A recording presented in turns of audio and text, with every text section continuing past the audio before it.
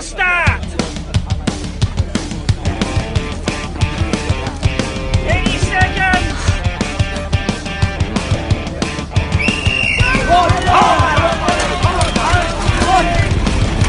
Hi, I'm Neil and welcome to the Crosscast. It's episode 2 of season 9, yes, and the season has now well and truly kicked off. In today's Crosstalk, we're going to be reviewing 2 of the most established races of the Cyclocross Diary, the Three Peaks and the Derby National Trophy. Yes, there are going to be thrills and spills, and we may even see podium amongst friends here. In the last round, we'll be looking forward to round 2 of the National Trophy that's going to come from Falkirk, somewhere that I think is gradually establishing itself as the cyclocross centre in Scotland. We'll come on to that later. And we're going to be looking forward to some Scandinavian racing that Xan will be covering for us, our special correspondent, but this time from between the tapes next week. Which, of course, means I'm joined by Xan Crease, who I've seen on the other side of the tape a couple of times since the last show, and Matt Payne from the Full Speed Events Global Headquarters. Now, Matt, last time you said that the Three Peaks and round 1 of the National Trophy mark the real start to the cyclocross season. How are you feeling? Is it like that cyclocross excitement? Is it there? Are you feeling all crossy? Well, it's I'm kind of like in a different place to you two. I don't just mean because I'm in the studios and in France and you guys are in the UK, but also just in terms of the season hasn't yet really kicked off for me in terms of commentary. But there's so much preparation going in at the moment, and a lot of it is tech.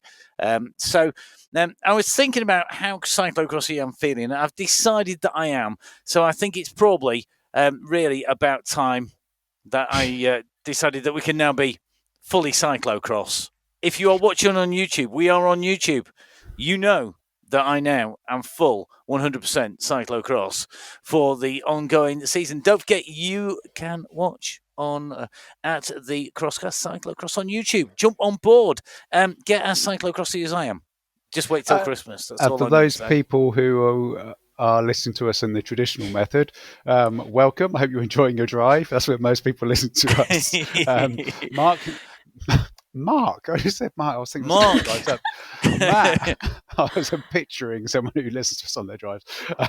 Matt has just revealed his cyclocross tattoo that he has across his chest. No, it's a T-shirt. Courtesy of Gritty. Courtesy of Gritty, yeah. Yes, indeed. If you want to be as cyclocrossy as I am, then you can indeed get this T-shirt from Gritty. It is a Gritty cyclocross T-shirt. Other T-shirts are available from Gritty other than cyclocross, but of course they are the place for all discerning cyclocross fans. It has to be said. You can. It's all right, mate. That's a coffee's worth somewhere along the lines, I'm sure. No, in all seriousness, yes, I am. I've watched. Not getting to the peaks, it does mean that you have to pick it up on social media and you have to pick it up with what's going on and people who've been there. The same with the National Trophy.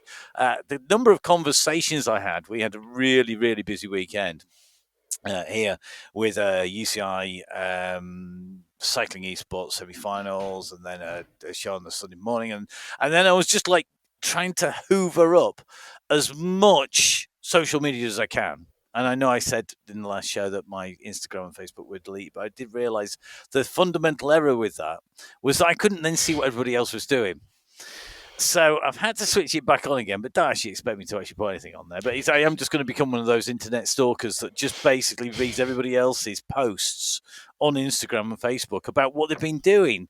Xan, I am loving the fact that you've kicked off your season effectively by being a spectator rather than necessarily a competitor as well. Well, actually, technically, you kicked it off by being a Crosscast host, but, yes, I think I know it's almost an annual pilgrimage for you. Some people do, various long distance walks. You go to the Three Peaks pretty much to kick off your autumn. Yeah, pretty much. And it's great. It's honestly one of my favourite weekends in September, saying that, but I'm racing on some of the others. It's just so nice to me sometimes to go to a bike race and like soak it up and enjoy the atmosphere. Like I had conversations with so many people, and I kind of realised at Derby this weekend that, yeah, I get to chat to people there too. But it was a case like when we went to the pub to like before the race, and it was like all the cyclists that were there that I got to chat to, all the people in the pits, all the other spectators and the helpers, and all these people that you probably pass on race day, but actually there I had the chance to really like have some deep conversations to down. I just had such a great time. And I must say, the weather was so good. I think this is the first time I've walked away from the Three Peaks going, yeah, that's not that bad. I could do that one day. And normally I'm like, absolutely not, never. I want to do it Love it. once because I can't call myself a cross rider and never do it. But it's going to be once. And that was the first time I've gone, yeah, you know what? Put me on the start list next year. But I think I've decided I want to do it in those weather conditions. Not quite sure you can kind of book those in advance there, Sam. I don't think so. I also don't think they'll let me keep and- entering it either. Just going, not this year. I'll do it next year. Defer me to next year, please. Probably not. It's probably not in the spirit of doing it, really. I don't think. No. So, where did you get to watch? Where did you go? So we pretty much do the three pit, well, say the two pits now as it is. So obviously the bottom of Ingleborough, bottom of Ribblehead, Whernside. But what's quite nice, obviously, I mean, now there isn't that third pit at the bottom of Pen Y Ghent. What's actually quite nice is we make it back to the finish line in time to see our riders cross the line. And until like the last 2 years, we've never got to see our riders cross the line. And it's quite nice because you feel like you get to actually share that moment with them rather than you'll be at the finish line 15 minutes, half an hour after them. Like you actually get to be there for that moment. And yes, okay, it's very unfortunate for someone who's got to ride from the bottom of Pen Y Ghent without a bike or a flat tyre or walk, run, whatever to the finish line. But for those spectators, I actually loved it. It was so nice being there and like seeing all the people that you've been cheering out on course actually finish the bike race. But that's about my experience. How was it for you, Neil? You were actually there racing it. Are you going to share your secret tactics with us now? Oh yeah, I promised that last year, last week, didn't I? Well, this time it was. I have to say, I thoroughly loved it. I had some goals for this year. One of them was to feel good on Pen Y Ghent, right at the top, and I felt great the whole way. I didn't get any cramp. It was. I was so much better prepared. I've been training much more volume off road this year, and it made so much difference. So I felt great. I enjoyed it when I was. I mean, the Three Peaks is the most extreme Type 2 fun. You know, the one where you at the time you think, why am I doing this? But then afterwards you feel great and you love talking about it. But this time it was Type 1 fun as well as Type 2 fun. So I had a really, really thoroughly good time. I had a good ride. No punctures. Yeah, it was absolutely awesome. So I really loved it. The weather the day before, though, was so terrifyingly awful. The night before, it was just. We were putting up flags and barrier covers and stuff because Gritty were taking down flags and barrier covers. Well, no, we were putting them on that night, but we should say we didn't put. We were very strategic rather than we went with strategy rather than volume, just to get back in the dry. And I have to say, I've got my first of many shout outs. Graham Dean, who.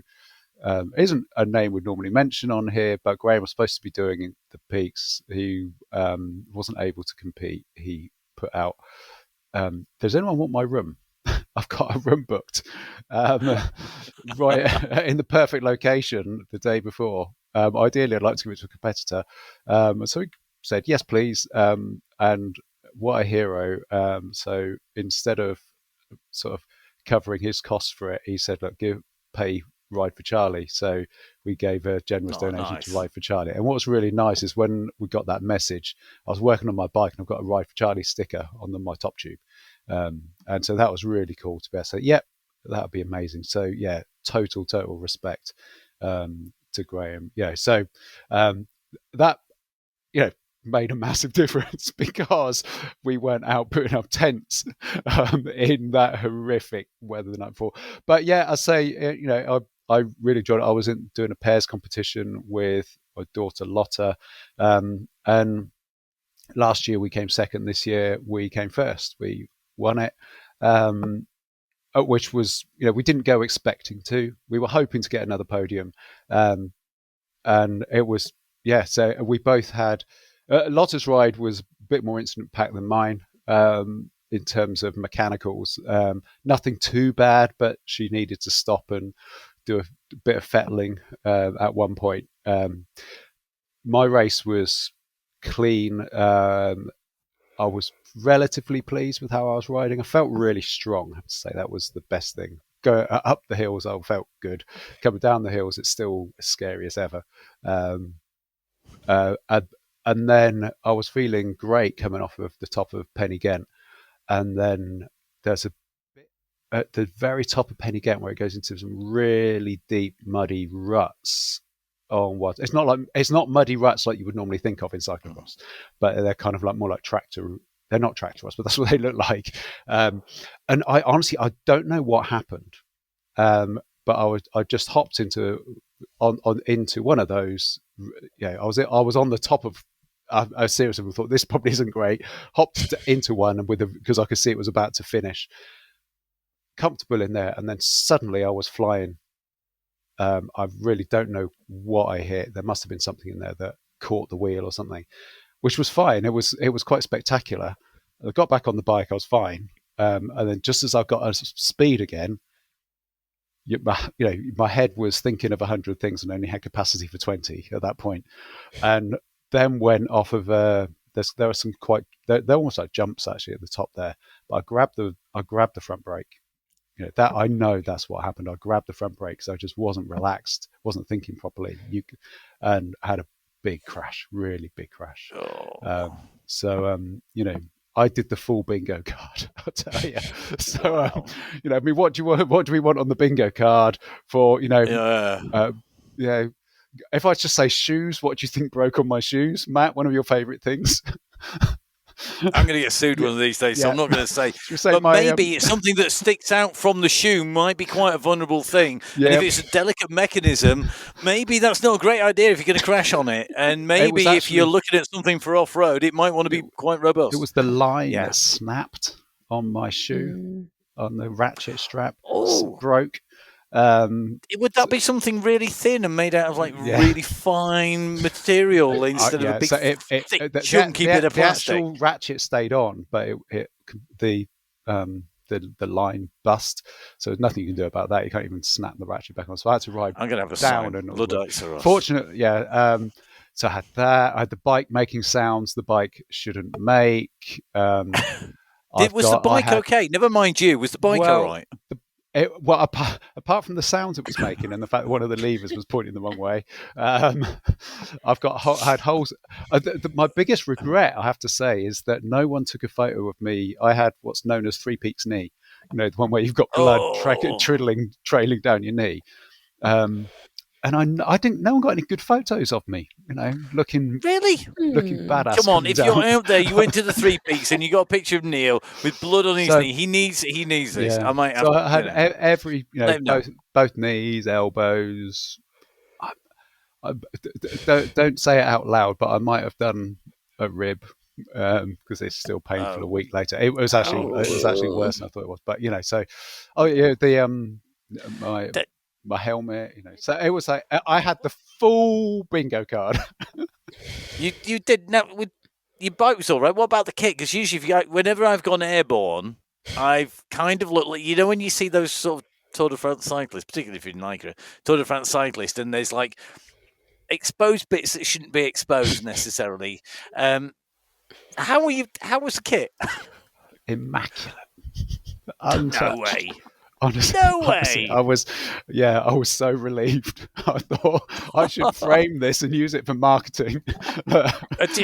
Absolutely everything else was trashed, but my Gritty Race team kit was just like, it's pristine. I thought, how have I managed to get blood coming out of every corner? And but the kit itself looks like it's just been taken out of the packet. So, I don't know what would have been worse, sort of having torn kit and having to replace it, or the fact that you'd have to go to the boss of Gritty and go, "Dear boss, can I have some more kit because I broke it?" Which really would have made for a very bad journey back home again if you'd have done that. So win-win. Apart from obviously the bruises, the blood, the lever going the wrong direction. Apart from that, so are you happy with it, Neil? Are you happy with your ride? Yeah, absolutely. I mean, Yeah. they're not a sponsor. I mean, they seem to sponsor everything else, so they're not a sponsor of us. But you may well have heard of like Precision Fuel and Nutrition, um, who they do this consultation thing where you can get a call with them. And for something unusual like the Three Peaks, it was really, really useful. And I had some advice coming from them. So, they sponsor quite a lot of things. They don't sponsor us. But yeah, that was really, really good. So I did what I know people who swear by them in mountain biking, road, cycling, esports, the lot. In fact, I don't think there's a discipline. I actually haven't had somebody. They're a bit like when you get a really good company, and you start talking to somebody about them, and then you sort of go off on a tangent and talk about the company for ages. Yeah. They are one of those companies where, oh, you use them too. Yeah, what do you think of this? And that's when they are one of those. I think across, and I have to say, it works. It clearly works because you the proof is there. You were there. Apart from, But I spoke to them because that was my 7th Three Peaks, and I've had cramp of various forms every other time. So the last 2 times I've done it, I got some cramp, but it wasn't like a game changer. I did mountain bike marathon champs this year, and it was the same. I had a few twinges, but in some, like 3 of the peaks I've done, it was awful. And so that was kind of what I went in with. It's like, tell me, what do I do? So I followed what they said. It was about, mostly it was race prep, actually. What they said during the race is stuff that I've been around the block a few times. So I know sports science, so that bit was not. It is true, isn't it? Yeah, it is true. It's a lot of it is actually about what you do pre-race and how you train your body to actually. It's no good just chucking the stuff in. You can go to race day and chuck all the right things in, but if you haven't trained your body to actually work with them in training, it doesn't work. And that's one of the big things that they seem to say is, the right nutrition isn't just for race day; it's all the time, and the build-up is more important than the actual race itself in many ways. So, okay. Yeah. Okay. So, we've talked a lot about your race, Neil. Did you get to see any of the race leaders coming past, or disappearing into the distance, or going the opposite direction? No, I'm unfortunately, my days of seeing the race leaders coming down Pen Y Ghent are long gone. Yeah, I mean, at the sharp end of the race, it was impressive. It was popular. A win from Jenson Young. He smashed the record. Well deserved. Bryony Halcrow made it 3 on the bounce. Also on the podium, we had Lachlan Morton and Cameron Orr. It's nice to see Cameron having that result, who outsprinted last year's winner, Giles Drake. And then Helen Jackson came in second, and Hannah Saville, she's podium before, she finished in 3rd.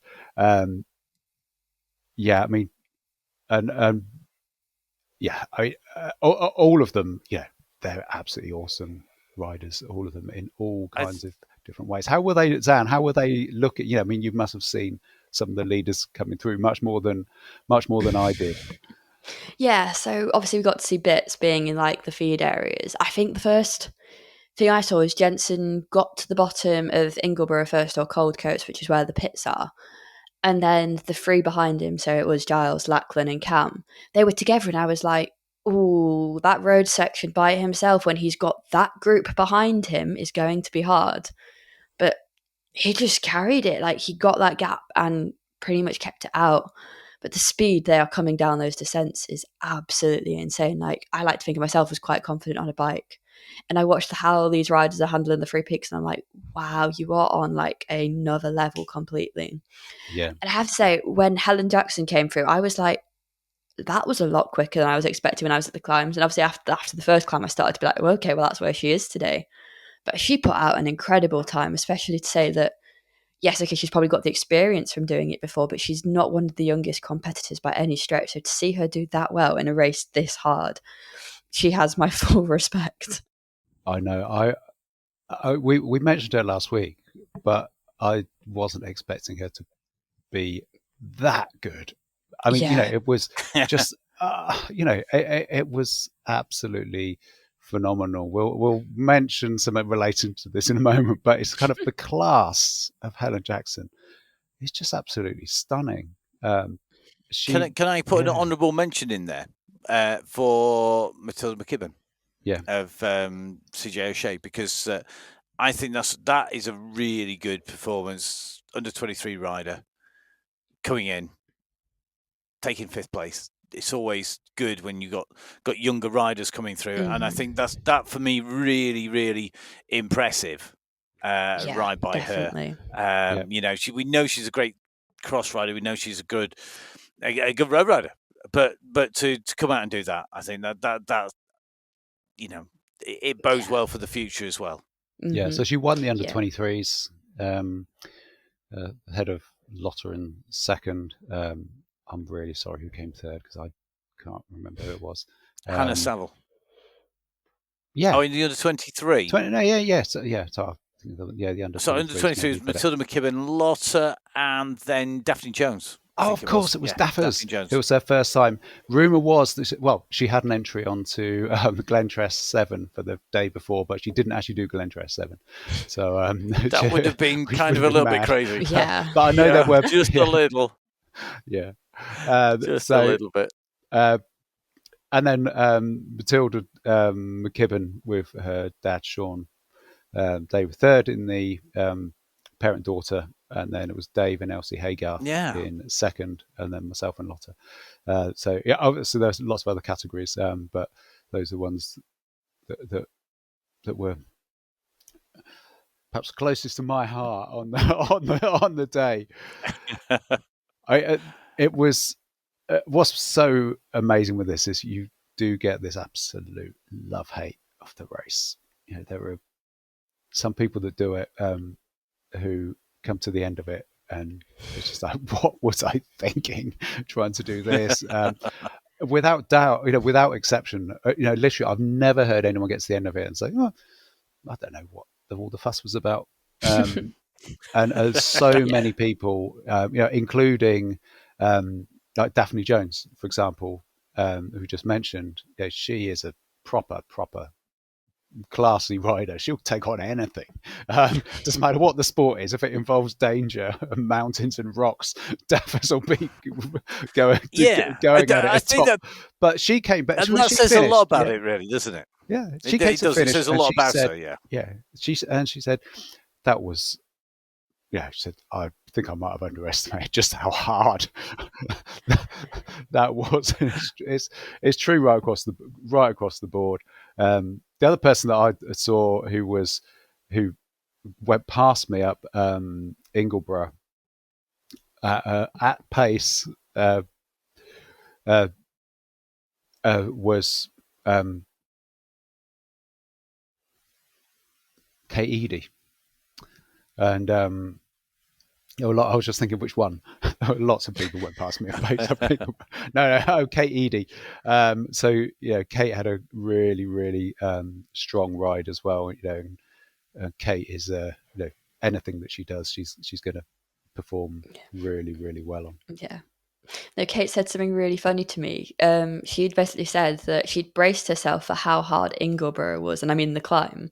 She did Ingleborough, went, okay, wasn't too bad. I was ready for that. And then apparently she absolutely hated Whernside because she'd put so much thought into going up Ingleborough. When it came to Whernside, she was like, "Oh, I'm not ready. Like, this is so hard." And like that was the one she found harder, even though the Ingleborough climb, unlike Simon's Fell, is technically harder than the Whernside climb. Obviously, we all know the Whernside descent is probably the worst one. But I just found that really interesting. There's so much is in your head, isn't it? I mean, definitely. When Kate Courtney, when she was talking about doing the mountain marathon in Switzerland, she actually had been working with a psychologist in terms of preparing herself for the marathon and the distance and the extremity of it, and actually about the mentality of chucking your bike on your shoulder and carrying it when it's a bike and you're meant to ride it. And she couldn't. There's a really interesting post by her on social media. It's well worth a read about how your mind plays games, and it can be the unexpected. that could take you out, and you getting that preparation right. It's such a head game. I get all kudos to, I think it's 348 riders made it round this year. That's phenomenal. Just under 350 people actually finished this year. Brilliant ride. Well done, everybody. And well done to all of the team who make it happen. Because, they're putting on a little cross race is tricky. Put on the 3 peaks. That's absolutely monumental. From road closures to landowner agreements to national parks, the lot. I mean, you couldn't think of a harder place almost to do that other than probably centre of a major capital city. It's such a protected and historic area, and yet, they're bringing this historic race. Well done to them. So it was a week later that we moved over to Derby, and the Derby National Trophy, which came from, of course, Moorways. It was another set of really well-supported races. The fields seemed to be huge this year again, which was so nice to see. No one was talking about small numbers. Everyone was talking about how many people there were. It was being mentioned, oh, you're in the race with 120 people in it. So for me, and so it was big, which is so nice to see. None of the races have been merged together. It was still, that was 50s, 60s, 70s. I think there were 100, well over 100 on the start list for that. Nice. And right across the board, people, lots of people were talking about how good it is that there were so many, junior women, and right across it. It was great. I mean, if you've seen photos or any social coverage, you probably won't realise just how much the conditions changed without it being obvious. So under tyre, it really, really changed. My race, it went from, it was so slippery in my race. It got really slippery. It was raining just a little bit. I did a bike change to change tyres, and I've ridden hundreds and hundreds of cyclocross races, and I cannot remember a time when I had so much difference moving from one tyre to another. I went from a baby Limus to a Limus, and I wasn't and it was unbelievable, the difference between them. Just so much more grip. It must just have been teetering on the edge then, right on that sort of balance point. It was, yeah. And I was, it was, when you get when you kind of drift every corner, or and it's a nice feeling, but only up to a point. And then, especially you got memories of 3 peaks the week before. So and I was like drifting every corner on these baby Limuses, and then I just started to lose confidence on them. I thought, this is getting worse, and I'm just not sure that it's going to hold at places where I need to. So I thought, I'll just change. But the pits were so fast, so I lost about 5 places just in one change. And then I went around some of the corners where I was expecting it to drift, and it was like, no drift. And then I went to the next one and went a bit quicker and thought, that was 0. And then the cambers, I was able to ride. No, I know you want this. It probably says more about me than my skill level. Hands up on that. Yeah, that's fine. But that I wasn't able to push the other tyres to the limit. But the confidence was so different. I think I improved like 15 seconds a lap or something. It was a lot. Wow. From that. But that was looking at pictures, you would say nothing changed all weekend, but it certainly did. The elite women's race, the elite women's race. Okay, here you go. I was hearing that basically what happened is that the top layer came off. Pretty much that the top turf by the time you'd gone through your races, the top layer had come away, and that's something that we see particularly on the banking, isn't it, at Derby? Was it all over the course that it made the difference with those tyres? Because it's, I can get it on the banks, I can get it on the off-camber sections, but was it everywhere that it had torn away? It changed everywhere. I mean, I didn't see it actually in the woods. There's a woods section. They didn't use the bomb hole this year for for wildlife reasons. But in the around the woods, it was it got a little bit muddy, like proper cyclocross muddy in terms of you sort of go in and there is no line really. You just go as fast as you can and you try to go for any little bit that looks a bit more grippy than others, but actually it's probably all the same. But that was tiny sections. But yeah, so it was all the way through. Every corner. I think absolutely every single corner. It was you're judging the speed on the corners by grip from because of the conditions. Yeah. Okay. Yeah. So if we go to the sharp end of the results, let's start off with the elite men. Actually, I was going to say the women first. So we had Thomas Main, Ugo Anani. I'm sure I butchered the name. Everyone did.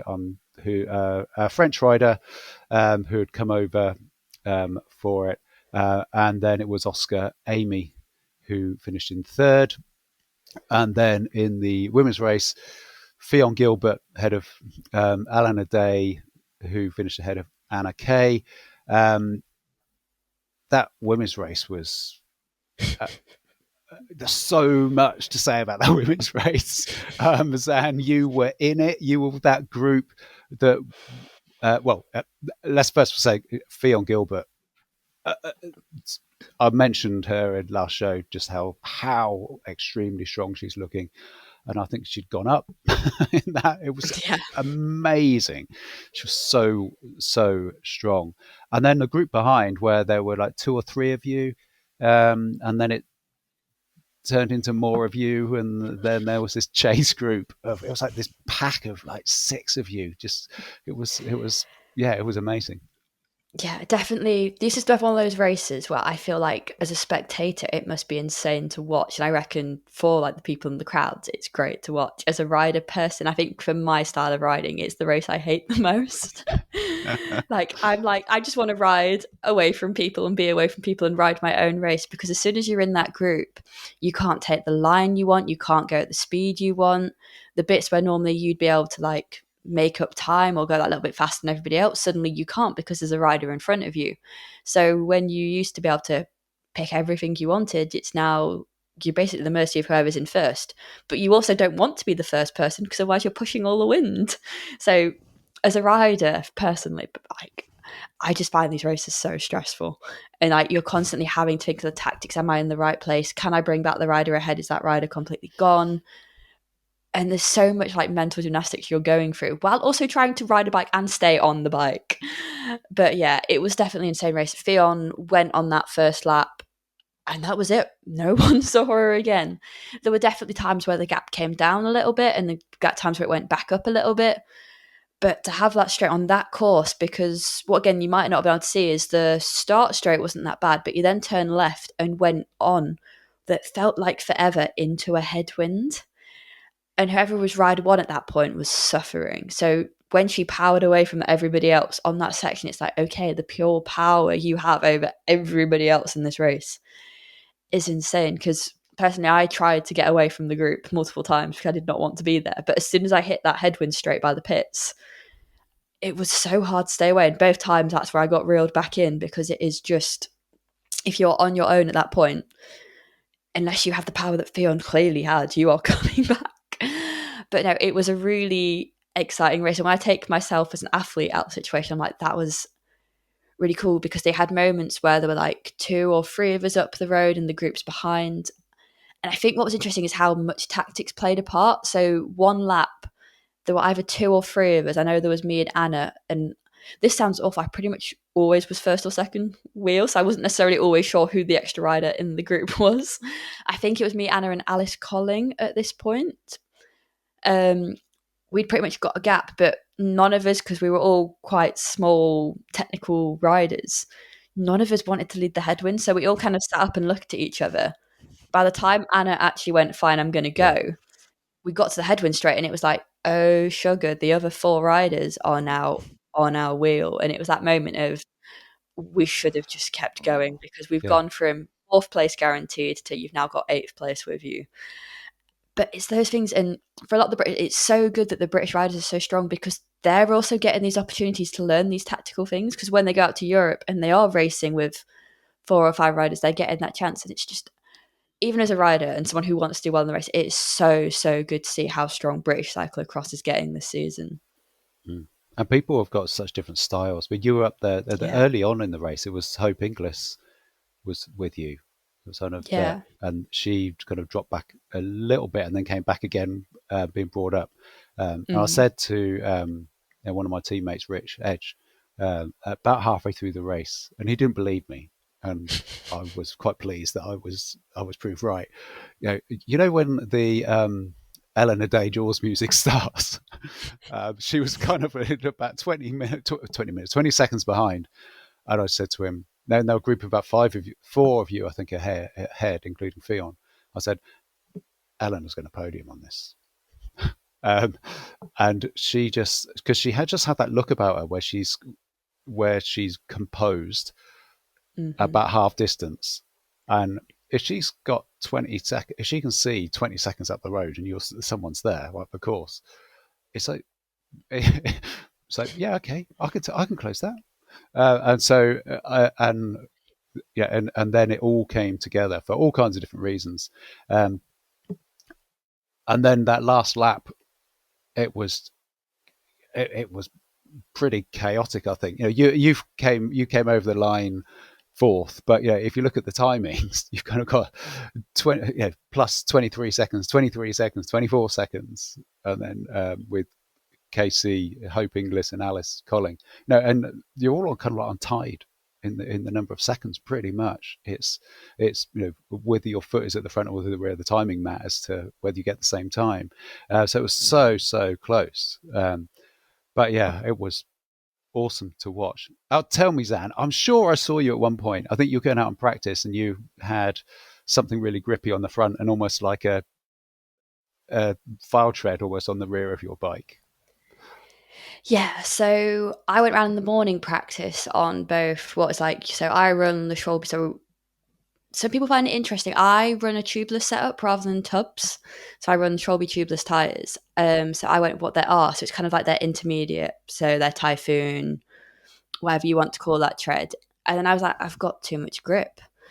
So I was like, I want to see if I can run a file tread, which is their RS. Switched to the RS's file tread tyre. And it was the perfect tyre other than 2 of those. But the banks as you're going back towards the finish line, they added in a few more harsh up and downs this year.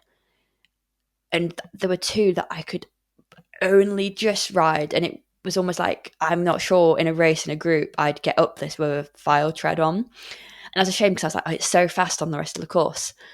Schwalbe were there supporting this year and were like, why don't you run a mixed setup? And normally I'm like, oh, I want my bike to look pretty and match. But I was like, actually, I think you're right. So I did. So I had your intermediate on the front, which is not, and then the RS or the file tread on the back. And other than that moment where it started raining and I had this like, oh dear, I'm going to have to pit and I'm going to lose all this time moment, it was the perfect setup. Like, I couldn't fault it. I felt like I had plenty of grip the whole way around.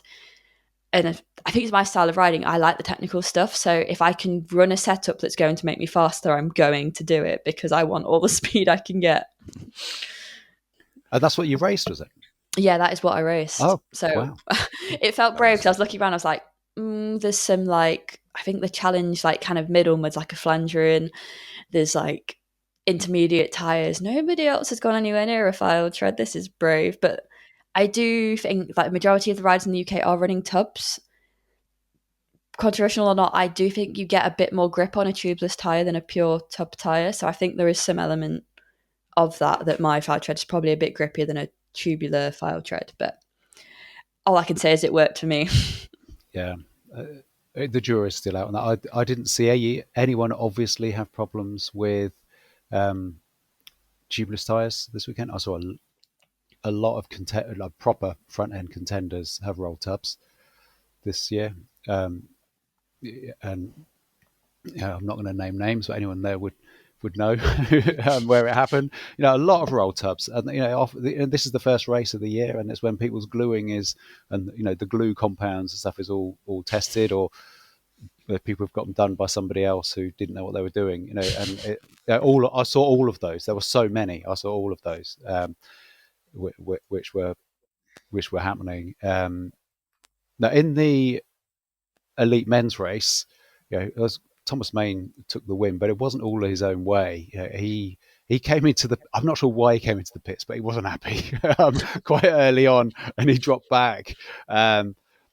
But Thomas is happy when he's off the front. But around that group, the Barnes, Toby and Dan Barnes, they were in quite a lot of moving around a bit, getting gaps and then coming back together. Because both Amy's were up there at the front. Declan Oldham, another super ride. I've got to mention because it's obviously a Mansfield family. So Finn was in a sprint with Luke Gibson for 8th, and so Luke got the sprint. But as we're saying, with that was the race. When you kind of narrow it down and you sort of justify things, that's the race that Finn wanted. So to get a top 10. And he had a brilliant race. It's a great result because did he not have a couple of years out as well? Yeah.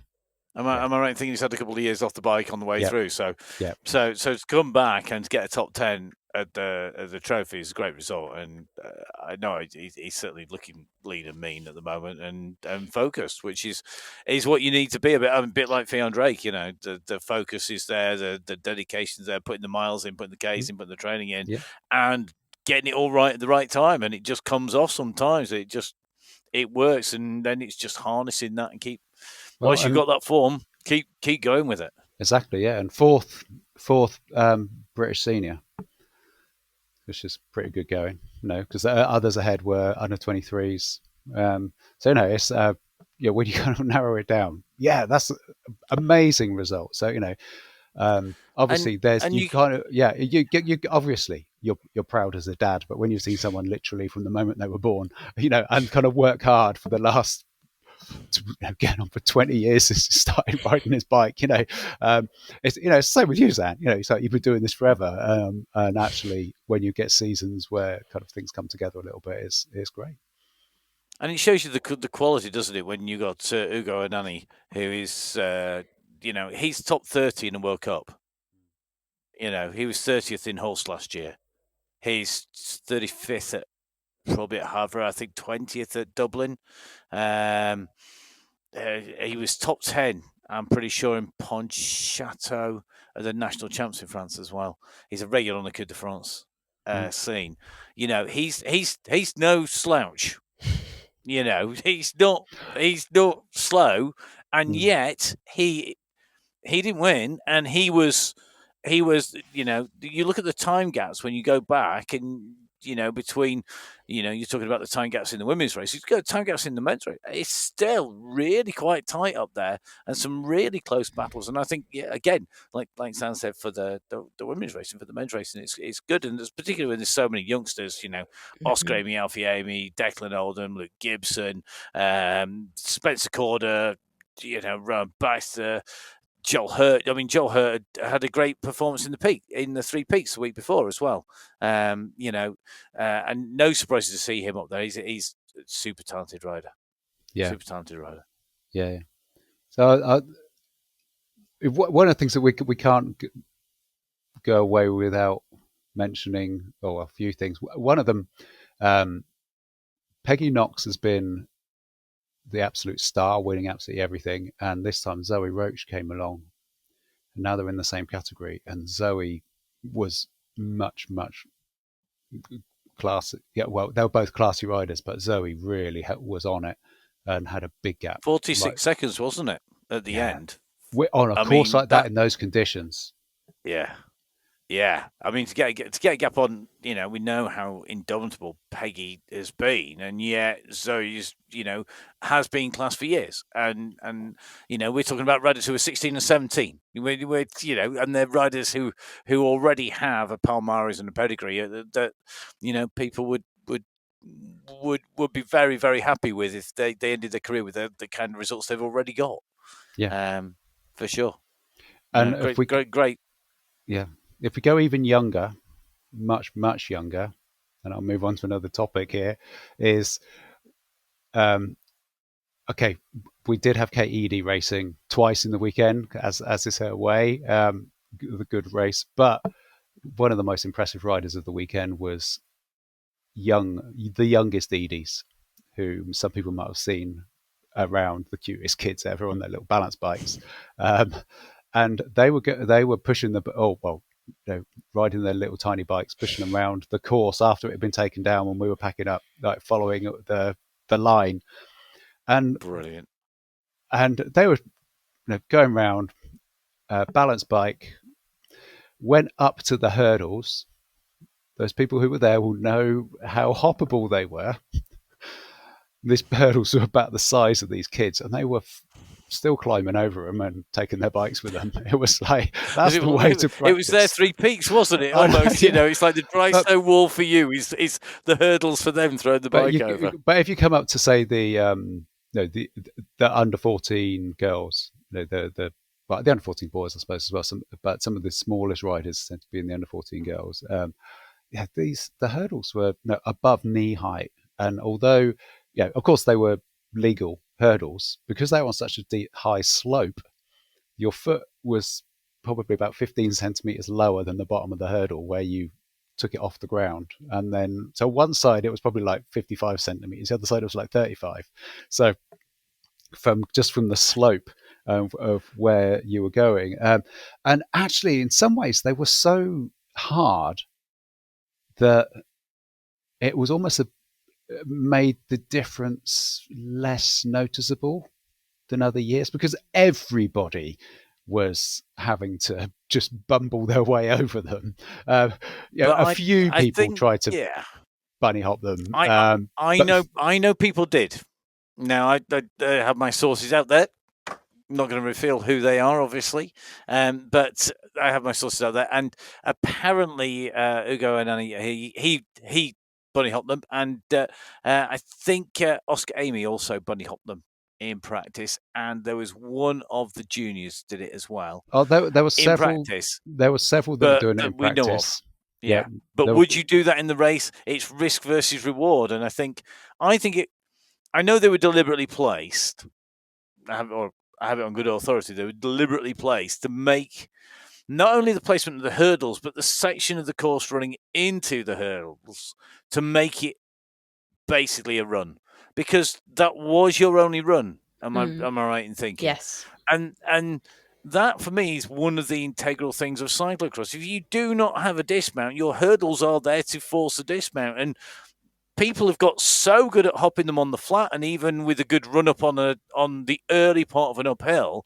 I think that was a really smart move. I applaud the organisers for doing that, and it might have left some of the younger riders with a wall to scale, commando obstacle course style-esque sort of, scale the wall, or tough mud of scaling the wall. But I think you should, if we're not forcing people to dismount at least once in a cyclocross race, is it really a cyclocross race? That's a really good point. Answers on a postcard, please. Yeah, I think that's true. Yeah.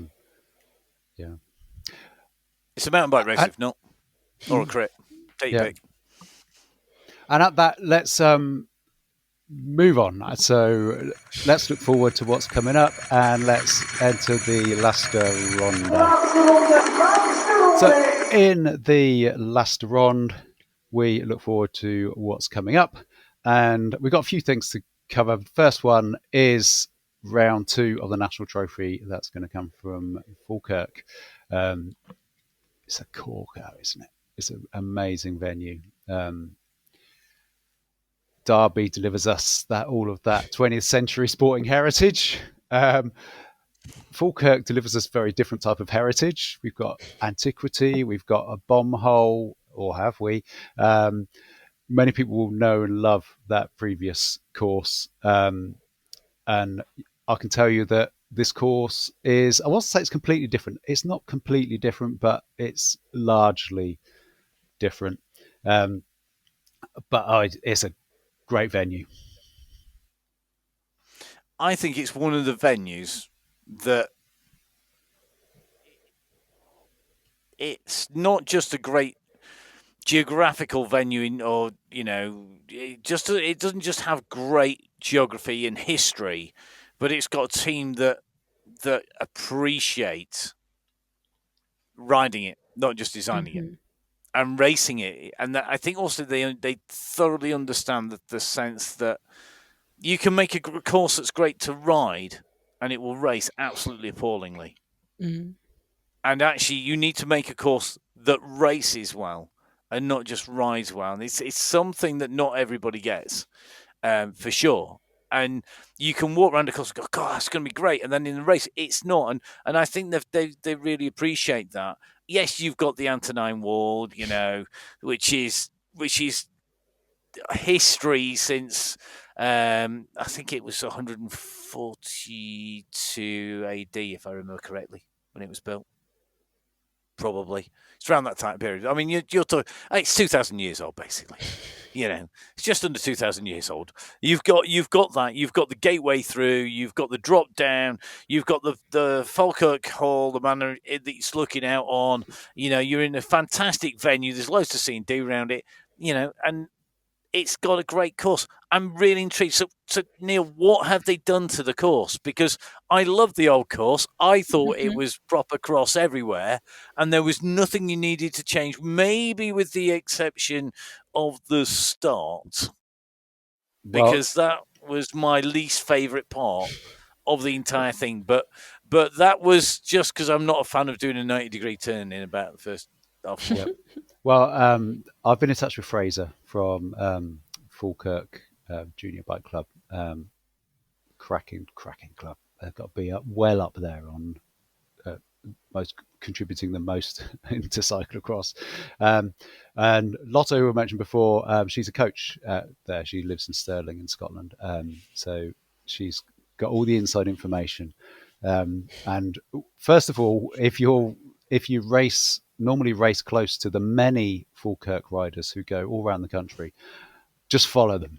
They'll know everything to do if you can keep up with them, because they're got some very, very good riders, including podium riders actually from last weekend in the youth categories. So the wall is in. It's exactly the same as it was for the champs. Wall is a good name for it. Slip and slide. Remember that one that we slipped and slided down? That is in, except it's an up rather than a down. I think there's a tree in it at the bottom. They've done some work at the bottom of it, so I don't know what people are sliding into the tree, but it's an up.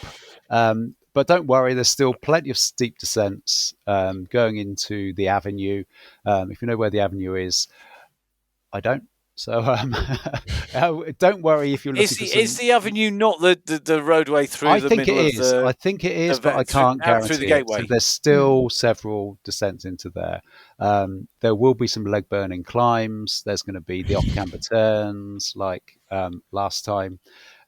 You're going to be forced off your bike at least twice. I don't know if that's in addition to the wall and slip and slide, because I would. That's if you're good. Yeah. Come on, that is if you're good. That's if you're good. A lot of people are going to be off a lot more than twice. Yeah, we know that. It's going to happen. The bomb hole section. I'd like to say that it's because we helped do quite a lot of excavation with our tyres last time, but I think they've discovered it's of more scientific or historical interest than perhaps they realised. So we're not allowed to ride on that anymore. So wow! So that's so that bit is out. So that whole bomb hole section is not there, which I personally don't mind, because it was a bit of a lottery for me. I was all right on it, but not every time. Now, you were talking about the start, Matt.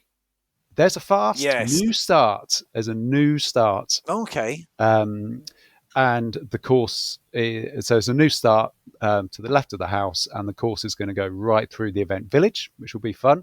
Excellent. Always good. And the finish is going to be in front of the house. If you can't move that finish, can you? No. That's going to stay there. Okay, so if you've not been there before, or if you're in striking distance of being able to get there. Or if you're a photographer, take your fancy camera kit. It's the most stunning location. It's beautiful. It doesn't matter what the weather is, you will get arty photos there. It's absolutely stunning location. Hopefully they will have the Piper there. I've not had that confirmed, but that was a real. That was such a major. I thought is that not Fraser's brother, cousin? Oh, relation. Might be. We will find out, and we will. Sorry if you're not and you don't want to be, or apologies if you want to be and you're not, or I hope I haven't upset the family there. But anyway, yeah. So, no, I think it was one of the. It gives character. It's great. Yeah. So I've raced there myself several times. I've really enjoyed the course. It's hard as a course. Xan, have you done it 2 or 3 times? I've only done it once. I have only done it for national champs. Yeah, and unfortunately, I didn't have the best race or the best day there, but even I can say that is an insane course. Like riding it and racing it, it is an incredible course to ride, and so I'm a little bit sad that I won't be there this year. Yeah, I was hoping that it would be 2 times or more, because I can certainly remember when your race didn't go your way. Yeah. So, let's not go to that. What? Well, like I say, hearing the start has made me happy that hopefully nobody else has to go through the pain I did. Okay, question for the 2 of you before we come off Falkirk. Are we going to see the same riders at the front? Are we going to see Thomas Main in the elite men, and are we going to see Ffion Drake in the elite women? Is that what we're going to see? Is it the same skill set that you saw at Derby going to come to the fore? Predictions, please. Xan, you go first. I feel like it'll be similar in the men's race. I think it's definitely a lot more open in the women's race. I could be pleasantly surprised and see Ffion absolutely blow the field away again. But I think it will either be a closer race or we'll see some other riders come forward, because I think this course requires quite a few, especially on those descents and those runs, that is bringing a lot more technical elements we didn't get to see at Derby. How about you, Neil? What are you thinking? I'm thinking that it depends on the entry list. I think Cameron Mason could win it if he enters, if he's there. I think he would desperately want to be there, but if Cam is there, I think he will put on a masterclass at that venue. I think it really suits him, and he will be totally motivated. And he had a reasonable ride last weekend at the first continental race. In the women's race, I think it will be different. We've seen Ffion be incredibly good. Twice, personally, I've seen her twice this year be absolutely awesome. But both of those courses were at Hope and at Derby are actually quite similar in many ways. You've got quite a lot of the same skill sets, and there's not much climbing in them. Whereas there is a lot more climbing at Falkirk, so I think it could mix up a bit. I'll be surprised if Ffion wins it at Falkirk. I don't think it's out of the question, but I think she's on such a jump in form. Yeah, I think she's. Tell me if I'm wrong. I'm not sure if you know Xan, but hasn't she decided to take do some time, effectively full time, as a bit later on in life than most people do? So from what I've heard, and it's very much, I think I saw a post from her at some point saying that she'd pretty much committed this season to riding a bike in this year. So that's what I'm led to believe. I would like to hear it straight from her mouth to confirm it, but I think it was her Instagram post where I saw it. Yeah, so that's what so I think it's not surprising that if it's like this is the year that everything's going to come together, and I'm going to really 100% commit to this, then we don't know how she's going to perform because she's had that opportunity to train more. I think it's going to be difficult to see who's going to be at the top end of it. I think we could see. I mean, I'd love to see Ishbel Strathdy have a good race. I'm not sure that her form's she's quite gone where well. it She's gone well was. on before, hasn't she? Yeah. She has. Of course, she's going to be there. It's local to her to Hup, her bike sponsor. So, or her team even as well. So I hope that she'll be there and have a good ride. Apart from that, yeah, I'm going to go back and say I think Eleanor Day could be well up there again,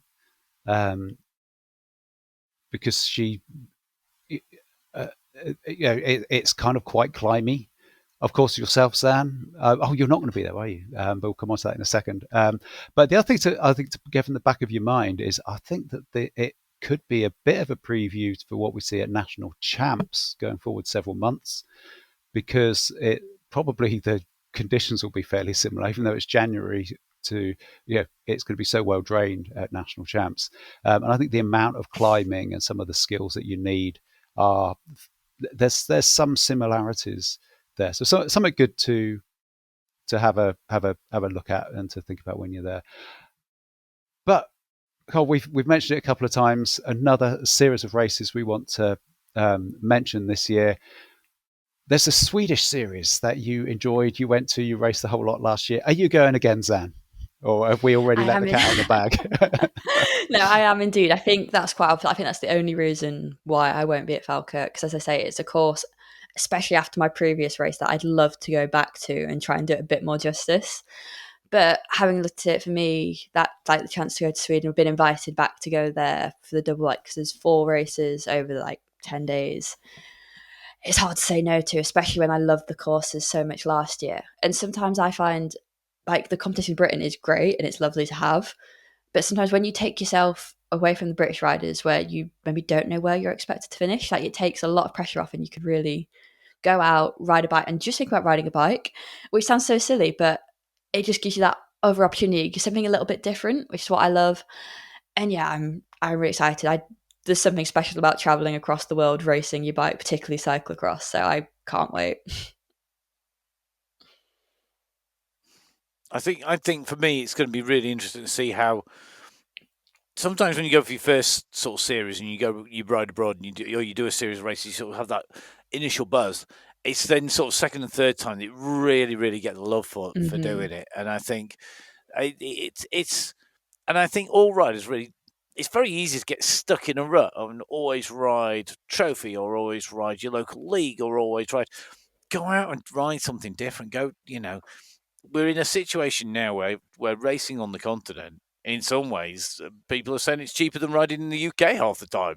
And I think, that's because of the travel cost, because everything is so accessible, and, the changing in what things cost to travel and what it's worth. I really do think, get out and ride. I mean, whether that's if you're looking to go on something like an Devo trip, or whether you're going out because you've set it yourself and you're going to Sweden, or whether you want to just go ride one of the French coasts, which are at the north end, you fly across on the channel, get a ferry overnight ferry. There's lots of accessible ways to go race just something different and really just push yourself out to do a different course, different ride. Because, like you say, it's very easy, I think, to get stuck. And you do get courses end up being very similar in the UK. There is a UK type of course, there's a French type of course, and I think it's very much a case of you can ride more different races. Definitely go get it done. It's well worth it. And you're only going to improve as a rider. Mm-hmm. Yeah, I think there's definitely a lot to learn. And who else from the UK is going? I think you're going as a mini delegation.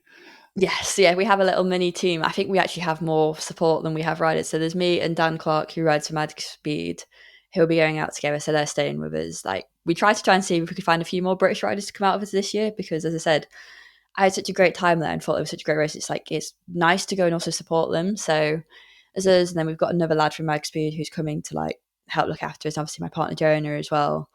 So we've got like a really nice little group in that way. We've got plenty of support for both of us, but also we can make more of the trip and have some people to ride with while we're out there. Oh, that'd be nice. Yeah, Max Speeder. Yeah, my former team. They're a great team. Yeah, they were. And still great friends. So, yeah, that's good. Well, good luck everyone who is going out there, and obviously other people who are doing things all over the place at the moment, and a lot of local leagues and things coming up. I'm going to have a weekend off I was going to do a local league. I think there's a Leicester League this weekend, but I'm so blown. I can't say I'm surprised. Just say how it is. Just say, yeah, and maybe if you have actually broken your rib, Neil, a bit of rest might be a really good idea. I know, you know. Yeah. So yeah, I thought, I thought it was not anywhere near as bad. And then I thought it was fine. Then I started to ride practice on Saturday, and I thought, oh man, this is worse than I thought. This is a lot worse than I thought. So then I was in that dilemma of, do I race a cyclocross race, or do I do the sensible thing and not race? Of course I'm going to race it. So, yeah. Just the other race, we do a mini preview of some of these if we're not going to be there. But Super Prestige kicks off this weekend at Rudderwater. It's open, it's exposed, it's got constructed banks. Purpose built. I don't know. They are purpose built though. They're purpose built though. No, they're purpose built for something. Yeah, to hold the wall back. Yeah. So that's coming up this weekend. Very often the first race of the year where you get the big hitters coming out. So something to look out for while you're not watching the World Cups or the the national trophy. Of course, you could always go over into Sweden and cheer on Xan. Why not make a nice weekend of it? That would be pretty cool. Yeah, it's one of those. It's a really weird weekend, I think, because you got a lot of the national leagues have their races this weekend. So you've got National Trophy in the UK. We've also got Sweden with their racing. You've got Super Prestige, and you've got the Gravel World Champs actually this weekend as well. Yeah. Which is going to be. I'm waiting for the final start list. I've done most of my preparation. Oh, you're on the mic. I am going to be on the mic for the UCI World Feed. Yes, we're remotely from the studio, but which has its moments of pixelated madness, where the motorbike camera goes into a forest and you're trying to spot what surface they're riding on the tiniest pixelated RF feed camera ever. But it's good fun. Good luck, everyone that's racing it. As a lot of our listeners will be there. There's a lot. There's quite a lot of UK cycling, and I think we've got some riders who are going to do really quite well in there as well. Yeah, I think so.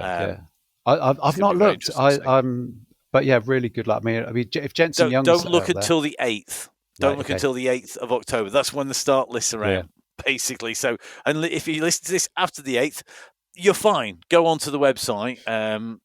But if you listen to it before, don't bother, because you can't get them yet. Not even I can get them, and I've got an entry to the back door yet. They've not been compiled. Have you got like hundreds and hundreds of categories? Almost as many categories, all on the course at the same time?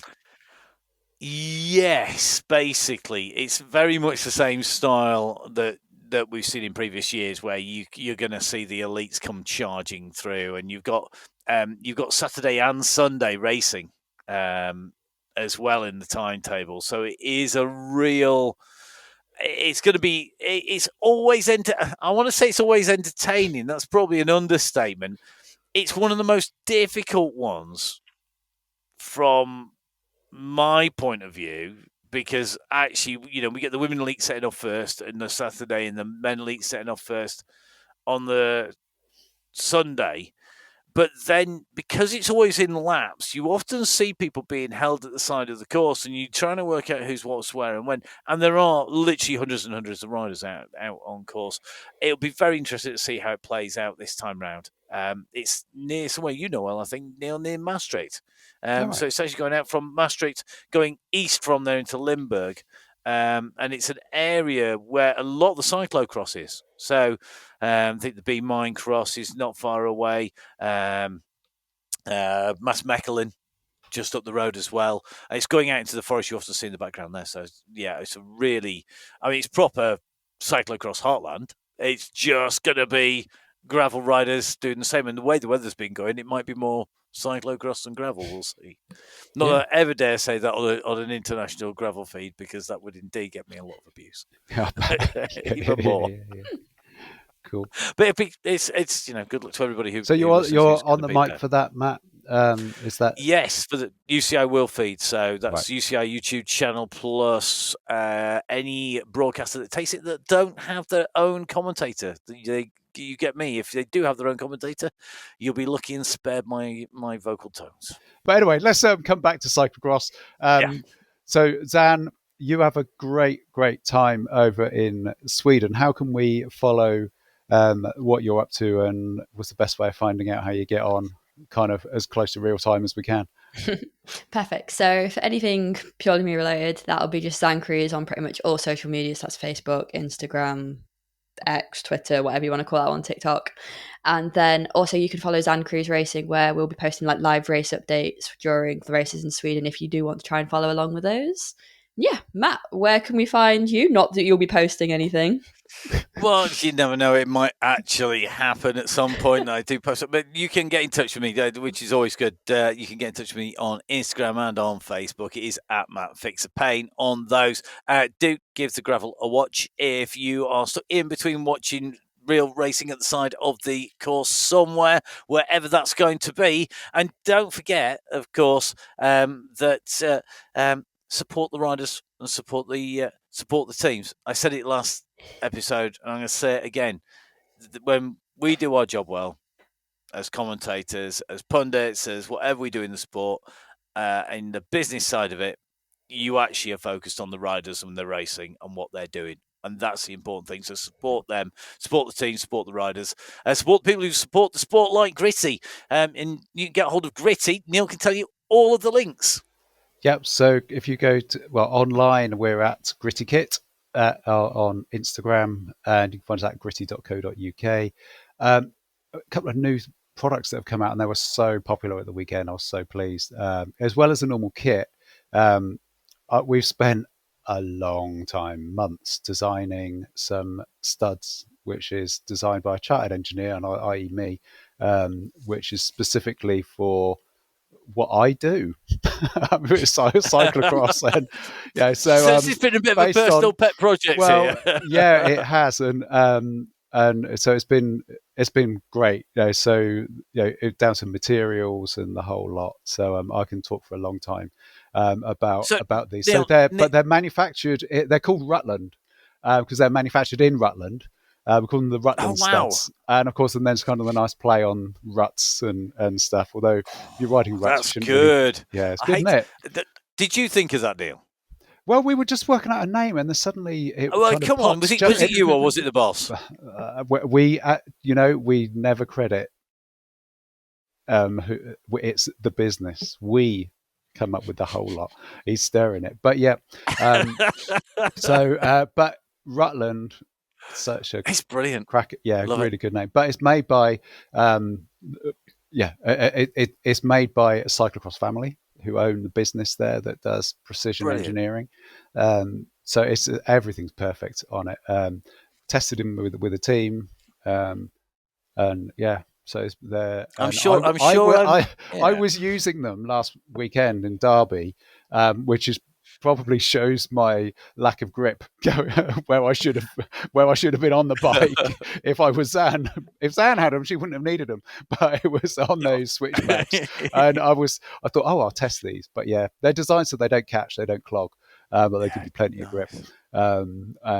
Anyway, I can bore you a long time with that. The other thing that we've got, which is new, we've got greetings cards now. So if you need any greetings cards, we're so pleased with them, I have to say. So we've kind of got two ranges at the moment. One of them is aerial shots of cyclocross and mountain bike race courses, and they're stunning, absolutely beautiful. Jules Diamonds did the photography on them, and then we've got some that are completely different, that are more abstract, but bike, cyclists, and that we're really pleased with them. They come out so well. So it's kind of sometimes you put all this investment in, you get these thousands of these things that come, and you just desperately hope they're going to be great. So yeah, go onto the website or come along to the Gritty City, come along to Gritty HQ at any of the events. But yeah, you're going to need studs, I'll tell you, if you're going to be in Falkirk. So either buy them on the day or buy them in advance from us online. Nice. And at that, if you want to support the show, then you can go to buymeacoffee.com slash the Crosscast. And thanks. We had an amazing response last time. Thanks so much, those of you who have done that. It makes such a massive difference to keeping the show on the road, as well as making us feel that we're doing something good. So with that, let's wrap up. We've been talking fluffy stuff at the end for so far too long now. Have a great time, Xan. Enjoy your commentary, Matt. We'll see you all on the other side of the tape. Bye.